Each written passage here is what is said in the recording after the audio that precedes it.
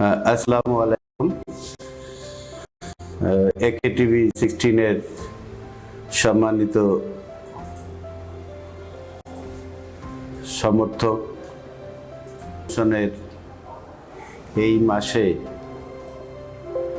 ভাষার জন্য ভাষা শহীদ সালাম, জব্বার, বরকত, শফিক, রফিক এরা আত্মাহুতি দিয়েছিল এবং পৃথিবীর একমাত্র দেশ বাংলাদেশ, যে দেশের তরুণ যুবকেরা, ছাত্র, শ্রমিক জনতা এই ভাষার জন্য জীবন দিয়েছে। আজকে সেই ভাষার জন্য যারা জীবন দিয়েছে, আজকে বিশ্বের দরবারে আজকে বাংলা ভাষাকে সমাদৃত করেছে এবং বাংলা ভাষাকে আন্তর্জাতিক মাতৃভাষা হিসাবে সারা বিশ্ব আজকে স্বীকৃতি দিয়েছে। আমি শ্রদ্ধার সাথে স্মরণ করতে চাই সেই সকল শহীদদেরকে যারা ভাষার জন্য জীবন দিয়েছে, আত্মাহুতি দিয়েছে। শফিক, রফিক, জব্বার, সালাম, বরকত সহ নাম না জানা অসংখ্য লোক যারা যেদিনকে জীবন দিয়ে বাংলা ভাষাকে প্রতিষ্ঠিত করেছিল, তাদেরকে আমি শ্রদ্ধার সাথে স্মরণ করতে চাই। এবং এই ভাষার আন্দোলনটাই ছিল স্বাধীনতার আন্দোলনের সূচনা লগ্ন। 52 ভাষা আন্দোলনের পর 62-র আন্দোলন, 66-র আন্দোলন, 69-এর আন্দোলন, 70-এর নির্বাচন, 71-এর মহান মুক্তিযুদ্ধ। এই ভাষা আন্দোলনের ভাষার মধ্যে দিয়েই বাঙালি জাতিকে সেদিনকে ঐক্যবদ্ধ করেছিলেন আমাদের মহান নেতা, আমাদের জাতির পিতা, আমাদের প্রিয় শিক্ষক, মহাকবি, দার্শনিক, কালজয়ী পুরুষ, জাতির পিতা বঙ্গবন্ধু শেখ মুজিব। তার নেতৃত্বে এই ভাষা আন্দোলন শুরু হয়েছিল। তিনি তখন কারাগারে ছিলেন। কারাগার থেকেই তিনি নেতৃত্ব দিয়েছেন এবং সেইভাবেই ভাষা আন্দোলন ধাপে ধাপে পর্যায়ক্রমে স্বাধীনতা আন্দোলনের রূপ নিয়েছে। গণ অভ্যুত্থান হয়েছে 69-এ, 70-এ নির্বাচন হয়েছে, 71-এ মহান মুক্তিযুদ্ধের মধ্য দিয়েই আমরা স্বাধীনতা অর্জন করেছি। আপনারা জানেন যে আজকে 2রা ফেব্রুয়ারি আমাদের জীবনে, বাঙালি জাতির জীবনে আজকে একটি নতুন অধ্যায় রচিত হলো। সেই অধ্যায়টি হলো আজকে আমাদের মাননীয় প্রধানমন্ত্রী বঙ্গবন্ধুর জ্যেষ্ঠ কন্যা, তিনি আপনার রূপগঞ্জে আপনার বাংলাদেশের প্রথম পাতাল মেট্রো রেল MRT-1 নির্মাণ কাজের শুভ উদ্বোধন করেন এবং প্রধান অতিথি হিসাবে তিনি সেখানে বক্তব্য রাখেন। এই যে পাতাল ট্রেন, আমরা মেট্রো রেল দেখেছি, যেটা এখন চালু আছে, আপনার দিয়াবাড়ি থেকে আপনার এই শেরেবাংলা নগর পর্যন্ত যায়, পর্যায়ক্রমে এগুলো ঢাকা সিটি নানান জায়গা যাবে। আমরা পদ্মা সেতু দেখেছি, আমরা কর্ণফুলী টানেল দেখেছি, আমরা বঙ্গবন্ধু স্যাটেলাইট উৎক্ষেপণ করা হয়েছে সেগুলো দেখেছি। কিন্তু পাতাল রেল, যেটা আজকে বাংলাদেশের মানুষের কাছে একটা অসম্ভব বিষয় ছিল, সেটা আজকে উদ্বোধন হলো এবং 26 সালের মধ্যেই এই পাতাল রেল MRT-1, 2, 3, 4, 5, 6 এইভাবে 6টা জায়গায় পাতাল রেল চলবে। একটা ট্রেনে বগি থাকবে 6টা করে এবং 6টা ট্রেনে 6টা বগিতে প্রায় 3000 প্যাসেঞ্জার সেখানে যেতে পারবে। এবং এই প্রকল্প বাবদ জাপান আমাদের কারিগরি সহযোগিতার থেকে সব কিছু করবে। তার জন্য আমাদের খরচ হবে প্রায় 52,000 কোটি টাকা। এই যে মেগা প্রজেক্ট, পদ্মা সেতুর চাইতেও বড় প্রজেক্ট, পাতাল ট্রেন, মেট্রো রেল, এমআরটি, যেটা পৃথিবীর সব দেশেই আছে, ইউরোপ বলেন, সিঙ্গাপুর বলেন, আপনার টার্কি বলেন, ইউরোপের এমন কোনো দেশটাই যেখানে নেই। তা আমাদের যে একটা টার্গেট, আমাদের যে একটি গন্তব্যস্থল, সেই গন্তব্যস্থলে কিন্তু মাননীয় প্রধানমন্ত্রী জননেত্রী শেখ হাসিনা আমাদেরকে অনেক অবাস্তব জিনিসকে বাস্তবে রূপ দেওয়ার জন্য অক্লান্ত পরিশ্রম করে যাচ্ছেন, এবং সেই পরিশ্রমের ফসল হলো আজকে মেট্রো রেল, পাতাল রেল, যেটা সেই পাতাল মেট্রো রেল আপনার এমআরটি আওয়ান আজকে শুভ উদ্বোধন করেছেন।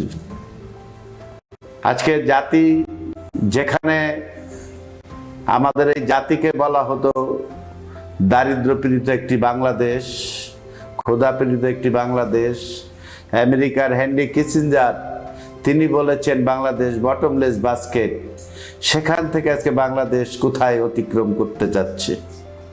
আজকে যদি রাশিয়া ইউক্রেন যুদ্ধ না হতো, তাহলে আমাদের আজকে মুদ্রাস্ফীতি ঘটতো না, মুদ্রাস্ফীতি না ঘটলে দ্রব্যমূল্যের দাম বাড়তো না, এবং আমাদের জিডিপি হুড়হুড় করে উপরে উঠে যেত।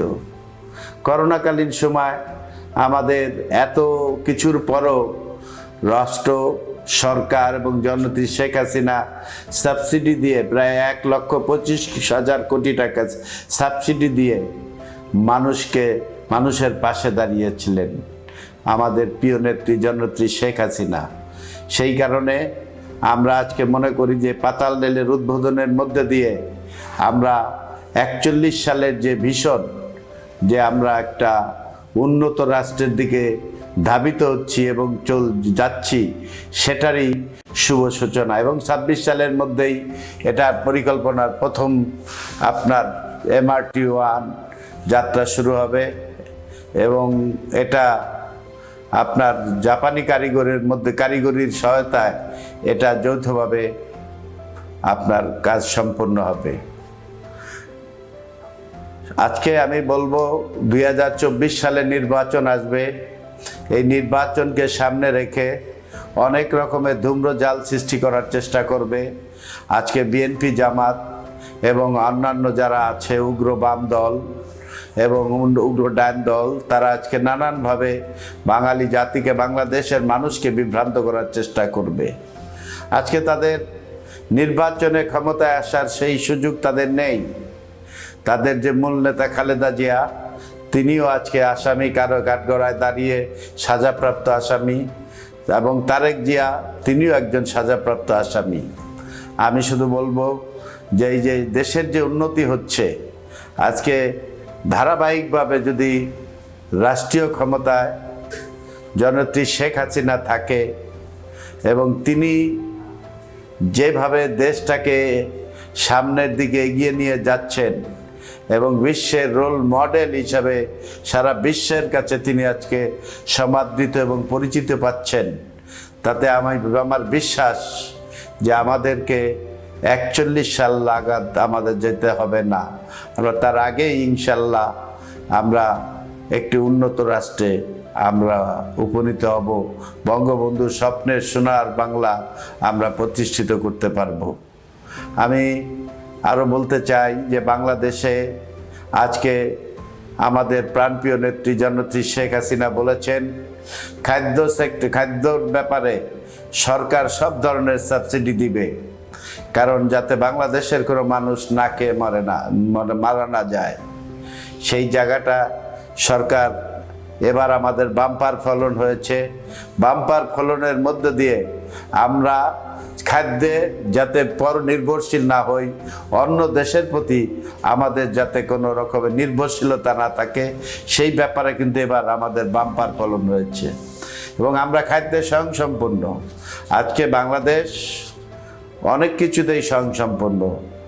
আজকে আমাদের যারা আমরা আজকে বাংলাদেশের জনগণ হিসাবে স্বাধীনতার পক্ষের লোক, মুক্তিযুদ্ধের পক্ষের লোক, অসাম্প্রদায়িক রাজনীতির পক্ষের লোক, মুক্তিযুদ্ধের মূল্যবোধের পক্ষের লোক আজকে আমাদেরকে ঐক্যবদ্ধ থাকতে হবে এবং মানুষকে বোঝাতে হবে যে আজকে বিএনপি জামাত তারা লক্ষ্যহীন রাজনীতি করে বাংলাদেশের মানুষগুলোকে বিভ্রান্ত করার চেষ্টা করছে। তাই আমি বলবো যে আমরা যারা এখনো দেশপ্রেমিক মুক্তিযোদ্ধা, আমরা যারা দেশপ্রেমিক মানুষ, আমরা যারা দেশকে ভালোবাসি, সেই কারণে আমাদের মহান দায়িত্ব আমাদের উপর অর্পিত হয়েছে। আমরা সেই অর্পিত দায়িত্ব নিষ্ঠার সাথে, সততার সাথে, সাহসের সাথে আমাদেরকে পালন করতে হবে। আজকে অনেকে অনেক কথা বলার চেষ্টা করে নির্বাচনকে সামনে রেখে। এক শ্রেণীর সুশীল, তারা শিক্ষিত, জ্ঞানী, বিজ্ঞানী, ভদ্র, তারা বলে যে 3 বছর সমস্ত দল বাদ দিয়ে একটা নিরপেক্ষ লোকের হাতে ক্ষমতা হস্তান্তর করার কথা তারা আজকে বলার চেষ্টা করে।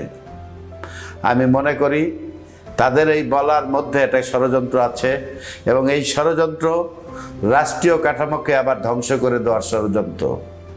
ফখরুদ্দিন, মাইনুদ্দিন এবং আপনার ইয়াজউদ্দিন এরা কিন্তু নিরপেক্ষতার লেবাস পরেই বাংলাদেশে এসেছিলেন এবং তারা কি করেছেন আপনারা জাতি হিসাবে আপনারা সকলে অবগত আছেন যে তারা ব্যবসায়ীদেরকে ধরে যখন তখন অত্যাচারিত করেছে, ব্যবসায়ীদের ব্যবসা বন্ধ করে দিয়েছে, রাষ্ট্রের সমস্ত অগ্রগতিকে স্তব্ধ করে দিয়েছে, রাষ্ট্রের সমস্ত কাঠামোগুলোকে স্তব্ধ করে দিয়েছে, দিয়ে তারা দেশটাকে ধ্বংসের দ্বার প্রান্তে নিয়ে গিয়েছে। ঠিক এমনই একটি সুর আমাদের সুশীল, আমাদের বুদ্ধিজীবী, আমাদের জ্ঞানী গুণী লোকরা তারা এখন বলার চেষ্টা করছেন।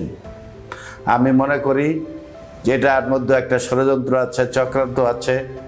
এই চক্রান্ত ষড়যন্ত্র থেকে বাংলাদেশকে রক্ষা করতে হবে, বাংলাদেশের জনগণকে রক্ষা করতে হবে। রাশিয়া ইউক্রেনের যুদ্ধের কারণে আজকে বৈশ্বিক যে সমস্যা, গ্লোবাল ভিলেজে আমরা বাস করে আমরা যে সংকট মোকাবেলা করছি, এই সংকট উত্তরণের জন্য পৃথিবীর সমস্ত দেশের বিরোধী দল, সরকারি দল একত্রিত হয়ে এক কাতারে দেশের জনগণের কথা বিবেচনা করে তারা আজকে দেশের এই ক্রাইসিস সংকট মোকাবেলা করছে। আর আমাদের দেশে এই সংকটকে সামনে রেখে আজকে তারা দেশকে নিয়ে ষড়যন্ত্র করে আঁকাবাঁকা রাস্তা দিয়ে দেশে রাষ্ট্রীয় ক্ষমতায় তৃতীয় কোনো শক্তিকে আনার পায়তারা চালাচ্ছে। তা আমি মনে করি যে আমরা যারা জনগণ, আমরা যারা সাধারণ মানুষ, আমরা যারা শ্রমিক, আমরা যারা কৃষক, আমরা যারা এদেশের ছাত্র শ্রমিক জনতা, আমাদেরকে এগুলো আজকে সচেতন থেকে চোখ নাক কান খাড়া রেখে আমাদের এর মোকাবেলা করতে হবে। আমি মনে করি যে আজকে বাংলাদেশ একটা বঙ্গবন্ধুর স্বপ্নের সোনার বাংলায় রূপান্তরিত হয়েছে। বাংলাদেশ আজকে স্মার্ট বাংলাদেশে রূপান্তরিত হয়েছে। আজকে স্মার্ট নাগরিক দরকার, স্মার্ট অর্থনীতি দরকার এবং সেই অর্থনীতির জন্যই আজকে আমাদেরকে কাজ করতে হবে। আজকে কূটনৈতিক অর্থনীতি আমাদের প্রয়োজন। আমাদের বৈদেশিক মিশনে যেগুলো যেখানে যেখানে আমাদের রাষ্ট্রদূত আছেন, সেখানে যেরকম আপনার শ্রম সেল আছে, শ্রমিকদের দেখার জন্য এখন অর্থনৈতিক কূটনীতি এটাকে আরও গতিশীল করতে হবে, সমৃদ্ধ করতে হবে। এবং এটা যদি আমরা গতিশীল এবং সমৃদ্ধ করতে পারি, আমাদের যে অফুরন্ত সম্পদের ভাণ্ডার আছে, আমাদের যে শক্তি আছে, আমাদের যে 16 কোটি মানুষের 32 কোটি হাত আছে, এই হাতকে দিয়ে আমরা দেশকে সামনের কাতারে এগিয়ে নিয়ে যেতে পারবো। আমি আমার বক্তব্য আর বাড়াতে চাই না, আমি আমার বক্তব্য এখানেই শেষ করতে চাই। খোদা হাফেজ। জয় বাংলা, জয় বঙ্গবন্ধু। বাংলাদেশ চিরজীবী হোক।